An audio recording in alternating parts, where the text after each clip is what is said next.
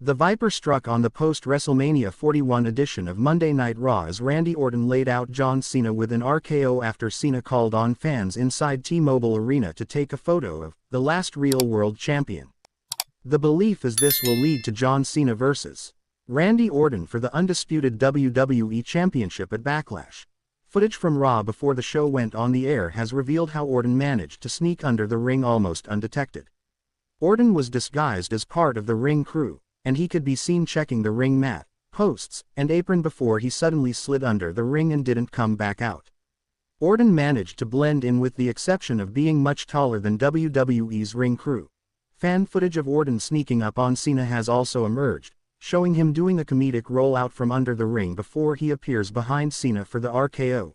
Randy Orton was in action at WrestleMania 41, defeating Joe Hendry in an open challenge. Opponents on the table for Orton after Kevin Owens withdrew because of injury included Jeff Hardy and Uncle Howdy. Orton ultimately handpicked Joe Hendry, however, and the TNA World Champion has revealed when he found out about the match. Narrator energetic tone. Randy Orton, the Viper, the apex predator, the master of mind games. And John Cena, the face that runs the place, hustle, loyalty, and respect personified.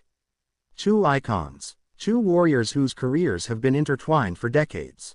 But at Raw after WrestleMania 41, Randy Orton once again reminded the world why you never let your guard down around a Viper. Today, we're breaking down exactly how Randy Orton managed to sneak up on John Cena, the master strategist himself, and why this moment was a masterpiece of storytelling that had the entire WWE universe buzzing. Let's dive in. WrestleMania 41 was historic. John Cena had just pulled off a hard-fought win against a rising star, perhaps his final major victory on the grandest stage of them all. The crowd at Raw after Mania, electric. They were chanting, singing, living in the aftermath of a once-in-a-lifetime weekend. Cena stood in the ring, soaking in the cheers, addressing the WWE universe, maybe hinting at retirement, maybe teasing one last run for gold. It was a heartfelt moment, a tribute to an icon who had given everything to the business. But lurking beneath the surface was something much darker. Backstage, Randy Orton was waiting. He wasn't out there for nostalgia. He wasn't there to shake hands or reminisce. Randy Orton had one goal: to remind John Cena that in WWE, there are no happy endings. The distraction play. So how did Randy pull it off? It wasn't just brute force.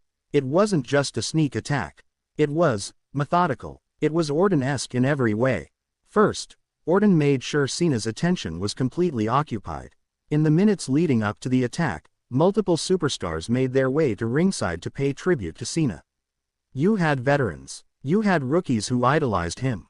Even management came out to applaud. This wasn't random. Sources backstage revealed that Randy Orton had orchestrated part of this procession. He pulled strings. He asked people to go out and pay respect, but the real purpose: keep John Cena looking straight ahead. Keep his attention fixed on the ring. Meanwhile, Orton wasn't even near the entrance ramp. No, he took an unconventional route. The crowd. Disguised in a WWE hoodie and jeans, Orton blended in with the fans seated near ringside. Security was tipped off ahead of time, part of the plan, to allow Orton the freedom to move. And so, while Cena was basking in the chants of "Thank you, Cena," Randy Orton was slithering closer and closer. Classic Orton. This wasn't the first time Randy Orton pulled off a psychological masterpiece. Remember when he took out The Undertaker in 2005? Or when he attacked legends backstage in 2020? This was vintage Viper behavior. The key to Orton's success has always been patience. He doesn't rush. He waits, and strikes when the moment is perfect. Cena finally turned to address the crowd on the opposite side of the arena, right where Orton was hiding. As Cena raised the mic, preparing for his closing words, that's when Orton struck. The fans gasped. Some even cheered, caught in the excitement. From behind, Orton vaulted over the barricade with that snake-like agility only he possesses. In one fluid motion, Randy grabbed Cena, spun him around, and bam! An RKO out of nowhere.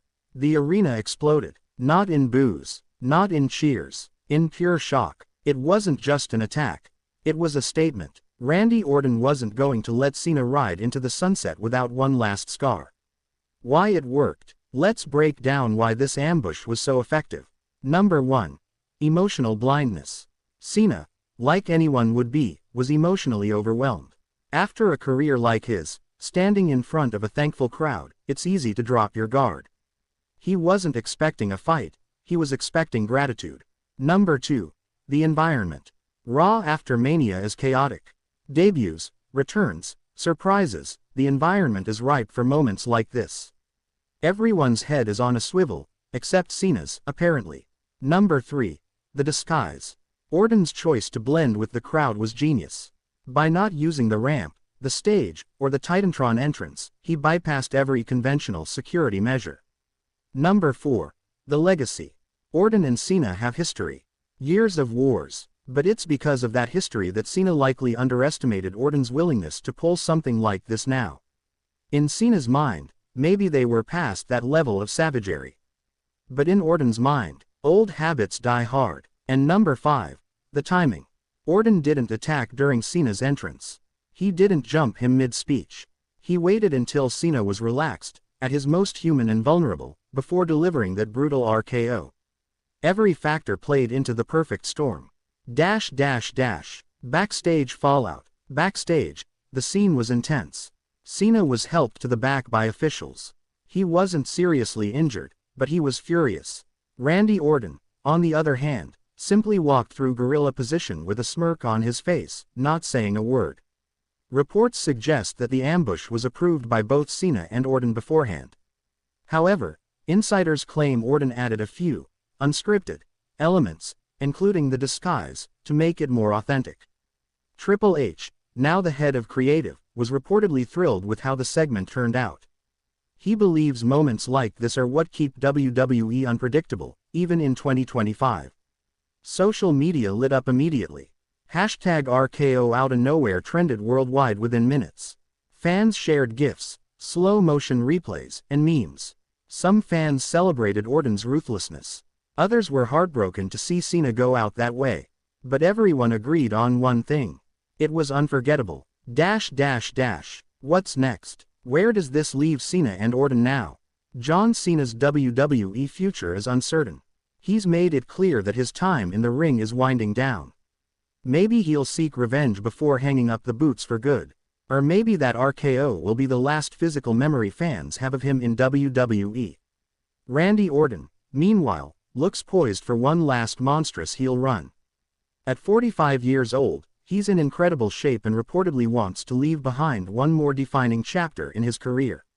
Rumors are swirling about Orton challenging for the World Heavyweight Championship in the coming months. If he continues this level of viciousness, no one is safe. Some insiders even speculate we might see one final Cena vs. Orton showdown, one last battle between two of WWE's greatest ever. If that happens, expect fireworks. And that, my friends, is how Randy Orton managed to pull off one of the coldest, most brilliant sneak attacks in WWE history. Never underestimate the Viper. Never think the past is behind you. And never, ever, turn your back on Randy Orton. Thanks for watching. If you enjoyed this deep dive, don't forget to smash that like button, subscribe for more WWE analysis, and let me know in the comments. Should Cena get revenge, or is this the perfect end to one of the greatest rivalries ever? Until next time, stay sharp, and watch your back.